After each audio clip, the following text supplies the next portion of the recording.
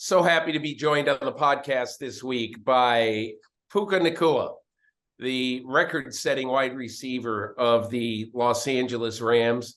And just so that you understand what Puka Nacua has done, first of all, we are recording this before the Monday night game at Cincinnati.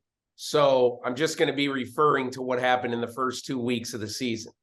And in the first 2 weeks of the season, the NFL has been alive for 104 years, and there's never been a rookie receiver who came in and had double-digit catches for over 100 yards in his first 2 games.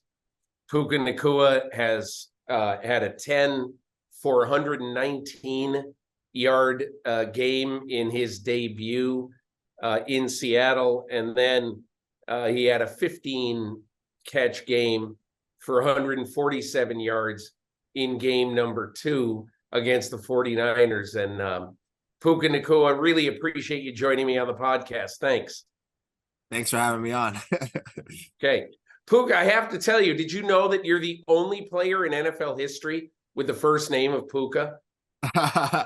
No, I don't think you had to tell me that one. I think So can you tell me a little bit about your nationality? What's your family background, Puka Nacua? So the last name Nacua is actually Portuguese, but my mom is full Samoan and my dad is Hawaiian, a little bit of Portuguese, and my dad was a good little mix. He grew up in the Big Island in Hawaii, so a little bit of everything. Wow.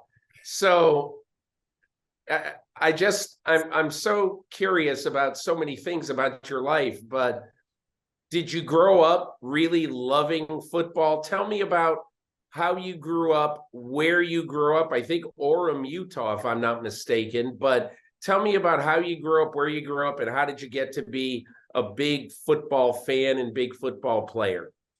It really started in my home. I come from a big family. I have 5 brothers and 1 sister. So at a very little age, all my older siblings were playing sports, involved in football and basketball. So as my earliest memories of me being a tackling dummy in the backyard for my older brothers and just getting hit. I had all the pads on. My brother were just running drills. My dad's got us lining up drills in the backyard. And I was just getting hit left and right. So playing football is something. I feel like it's one of the things I've known. I can go back to my earliest memories, and it's been along my life journey the whole time. And so I'm blessed to do that. It came from watching my older brothers and my love for the game of football. And from my dad, he was my first football coach. My older brother, Samson, was the starting quarterback for our team. And I played like left tackle. I'm 3 years younger than my older brother, Samson. So all these guys are a lot bigger than me. But I'm playing left tackle. And wait a minute. How did you end up at left tackle? You're telling me my dad and older brother were the head coach. They set me up. They're trying to make sure that my older brother, the quarterback, was trying to be protected. But I wouldn't say I did my best job. I wouldn't say I was the best left tackle out there.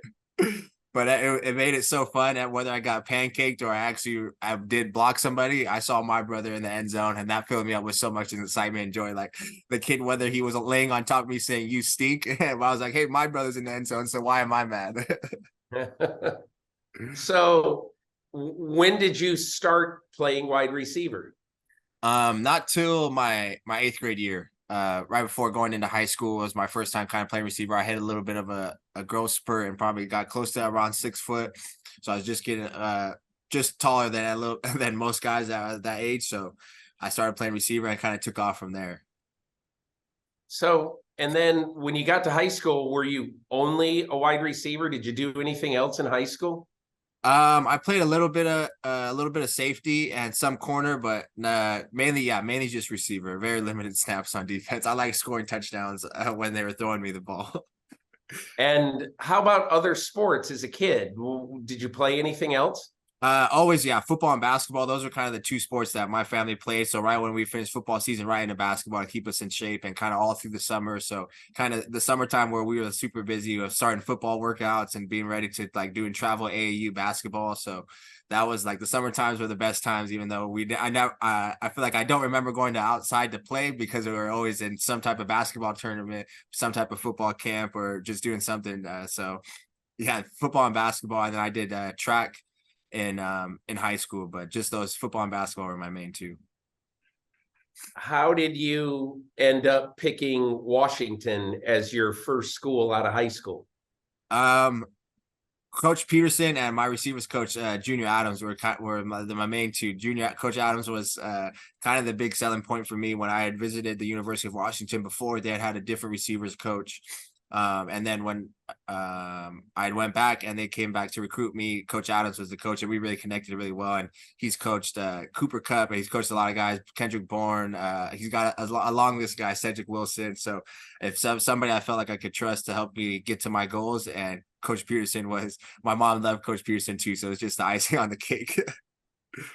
And then you transferred to BYU, home state school, in 21, and you ended up playing there in 21 and 22. How was it to go back home to play football? It was a blast. It was a dream come true. The circumstances weren't the best. My grandma was diagnosed with ovarian cancer in February of 2021 and passed away in September of that year as well. So that was kind of the main reason for me being able to be home and transfer back home to be closer to my mom. And my father had passed away when I was a young kid in Las Vegas. So family's always been super big to me because of my culture, but due to the life circumstances, like being close to my family, what the opportunity presented itself, and luckily it worked out well for me. But then I also had the dream come true, literally like a movie. I got to play this on the same field as my older brother. My older brother from the University of Utah transferred back to play. Both of us to be close to home, but we got to play together. He plays wide receiver, so when I looked out there and I looked to my right, I'm saying, "Ref, I'm on the ball," and then my older brother's out there saying, "He's off the ball right behind me." It's just like we were in the backyard all over again. It was a dream come true. And if I'm not mistaken, your first game at Brigham Young was BYU Utah. Correct. Which, for people outside the state of Utah, they might not know. No, but that's a little bit of a game, isn't it? So 100%. What was that like, your first game to play Utah? It was surreal, and especially for our family, my older brother coming from the University of Utah, playing at BYU now, like on the other side of the Holy War, which he's won 3 times. So it was the moments and the week leading up to it are just like so much excitement and joy, like, oh, it's finally here, and we got to play them at home, and then to win it and to be there with my brother. He scored a huge touchdown at halftime. We ended up winning the game, and it was just, they ended up rushing the field, and man, it was football heaven. That was the one that, like, the things you dream about being a part of college football. All right, so Puka, let's fast forward now to preparing for the draft, because I've read a couple of things now since you've started and since you made the Rams and all that people are saying, hey, I knew he could do this. He was ready to do this. And yet you had a handful of big games at Brigham Young, but it wasn't like your first team All-American, anything like that. So tell me what happened in the lead up to the draft, and do you have any idea where you were going to go, and what did you try to get across to teams before the draft this past April? Shoot, I definitely didn't know where I was gonna go in the draft. Just trying to make sure I was available to any team that was gonna call me. And I guess when going through the combine, and I ended up getting hurt at the Senior Bowl, but in those interviews and during that process of trying to present myself to these teams, versatility and competitive. I've been the little brother in my family for a long time, so the ability to compete and always wanted to be better than the guy that's right in front of me. As much as I might love him and my brothers, they competed, and we competed against each other. And then we would go home and we'd eat dinner at the same table and love each other. So I think that encompasses the game of football, especially in the locker room, of being able to compete against these guys to the maximum level, but then also have the camaraderie and the brotherhood that is involved in the game of football. What do you remember about talking to the Rams, Les Snead, Sean McVay, anybody with the Rams before the draft? And were you surprised when they picked you? I was surprised. So I had only one visit. I don't know if I talked to them during the Senior Bowl or during the combine. I didn't have much contact with the Rams during those times. But they came out and had an interview, and we went out to Firehouse Subs, a little sandwich spot down there in Provo, and we sat kind of just talked football, and we had a good time. We watched actually Who were you with? I believe Andy Sugarman was the gentleman who came out and did the interviewing, and we watched the Boise State game clip for clip, not even my highlight plays. Like, and I just remember I talked through every play. Like, I knew that I felt like being in the offense for 2 years and kind of being a leader on the team, especially named a captain that my last year there. Like, I knew the offense, so we were trying to just chatting through plays, but that was my only contact. So when I got that call from Thousand Oaks, it kind of surprised me. Wow. So what was it like meeting Sean McVay for the first time? And what was that meeting like? Was it in Thousand Oaks? Did you go down there?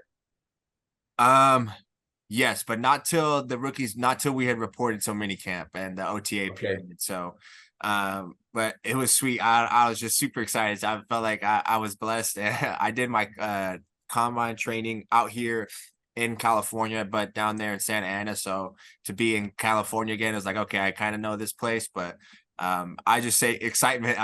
He had so much energy, and I was super excited to be there. So I felt like it was just the perfect match. Yeah, I was going to say you guys sort of fit each other, don't you? I would say so, yeah. Yeah. So you get to the Rams, and I read in Jordan Rodriguez's story about you in The Athletic, which really interested me, is that right away when you got in there, you sort of connected with a few of the coaches. You started meeting with Jake Peetz during the OTA periods. Tell me what you did to try to get a little jump on things. Shoot, just spending time and asking the right questions. I think that was the biggest thing.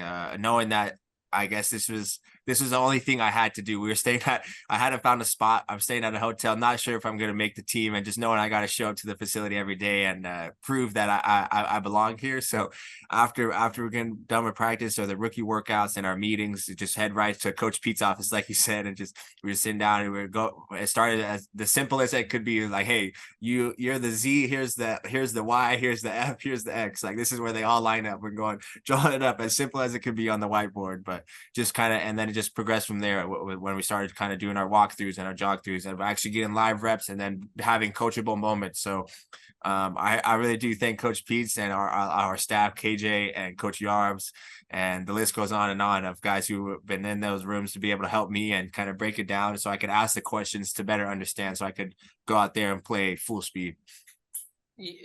So early on, you obviously were, dealing with a lot of different coaches, and Coach Yarbs you talk about is Eric Yarber, the veteran wide receivers coach. So tell me just a little bit about how you tried to just totally digest everything in this playbook, because that is sort of the book on you. On opening day, Matthew Stafford, was confident that you knew what you needed to know in the game plan that week to go up to Seattle and for him to rely on you. How much did you study? Take me into that whole process. Shoot, I guess it's the game plan that definitely Coach McVay helped build, but then I just on my part, I feel like is easy. I'm getting a lot of information, definitely from different sources, but I look at the leaders that I have and the mentors that I have around me of Matthew Stafford and Cooper Kupp, and then even to the guys like Tutu and Van, like guys who have been in this offense, and the communication that they have. Like, I'm in there trying to remember. I'm getting the call sheets and drawing them out, and in the film room asking the questions when we're going over the tape. But when the bullets start flying and we're going full speed, it's definitely a different thought process. So being able to communicate with those guys, and they help me a ton. But I'm always super grateful for those guys, because they communicate at the highest level. And Matthew and especially Coop, those guys, like the level that they communicate and the ability to understand it, they make it so easy. So I'm super grateful for those guys. Did you have a moment with Matthew Stafford before the Seattle game, the first game of your career? Did you have a moment with him where he said, dude, you're getting the ball, you better be ready? I mean, what did he say to you, if anything, before that first game? Nothing really. I guess Yeah. There was no kind of exchange in between us. I guess more after the game, after kind of after every play, especially when he throws me the ball, I always like obviously the catch transition and make sure I could get the yards, and I'm holding on to the ball, but whatever, because he's waiting for the next play. And he's always kind of outside the huddle. I always kind of look back and see if I can give him a quick little thumbs up, or he'll look at me and give me a thumbs up or something. Like we'll have eye contact, and he'll just kind of give a nod of affirmation or like a nod of acknowledgement, and that's always good enough for me. Or like that's always the best feeling of like, hey, if he gives me a thumbs up, I feel really good. But if he just gives me the quick nod or something, okay, I did good. I did good enough. There could be better. Yeah. Did anything surprise you about that first day in Seattle? Here you are in the loudest stadium in all of football, and you had this incredible game and all these catches. Did anything surprise you that day? Yes. Number 54 on the other side is Bobby Wagner. Yeah, is really big, and he hits hard. The guys hit harder than it looks on TV, that's for sure. But it's funny. I guess not that it would surprise me. The one thing, my family number is number 12. It's what I wore in college and in high school. It's kind of just my siblings have all had at some point maybe more than number 12. So I remember mentioning it to Coop because I didn't know that the home of the 12 is the Seattle Stadium. And so I remember going to him. I was feeling just super confident, felt really prepared. The people that around me just giving me reaffirming positive energy and stuff like that. I remember saying to Coop, like, hey, they don't know that like 12, like that means something to me. Like that means they're cheering for me. Like I'm still like in my head, I'm mentally like I'm number 12, like the home of the 12. Like they're saying like they want 12 to do good. Like I'm thinking that's me. Obviously Van is number 12 too, but I'm like, they don't know. Like I've been number 12 my whole life. So it felt like I was at home. Like whether they were cheering for us or not, I felt like I was in the right place and they were all cheering for me. Puka, I've got to ask you, in your wildest dreams, being the 177th pick in this draft, could you have imagined these first 2 weeks being the way they've been? Not one bit. That's what makes every moment so sweet. As much as I have been dreaming to be in this position of playing in the NFL and dreaming of obviously the most success, like everything that's come, not knowing how it is going to come and just trying to enjoy every day as it is, it makes it that much more sweet.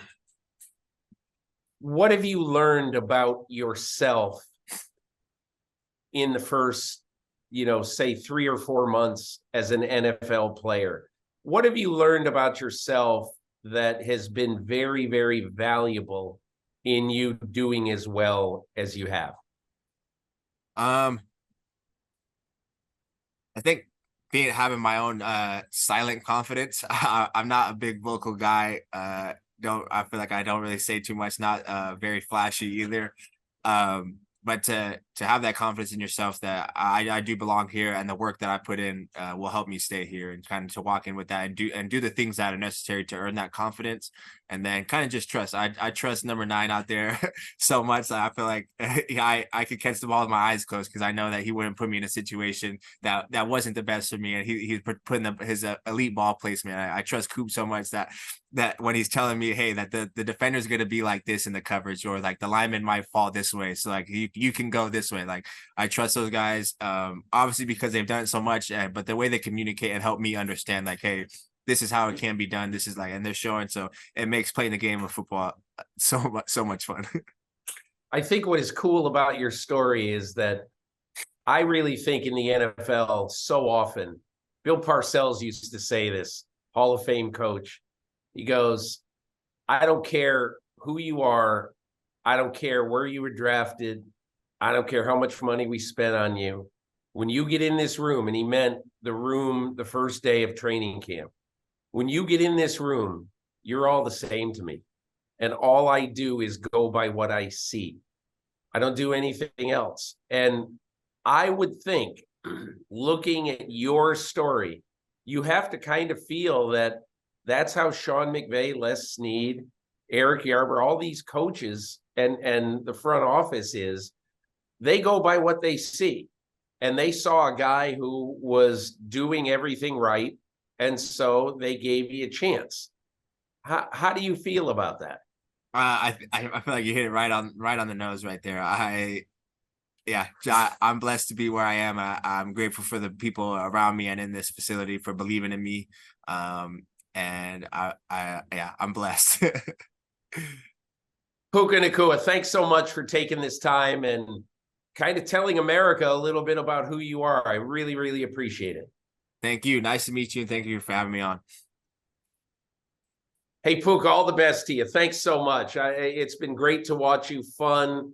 And like I say, that's what I love about football. It's a meritocracy. You work your ass off, you're good, you're going to play. And that's what this shows. I think it's a really cool story. Yeah, I appreciate that. You have a good one, sir. Hi, I'm Mike Tirico, and thanks for watching. Make sure to hit subscribe for the latest news and highlights from NBC Sports.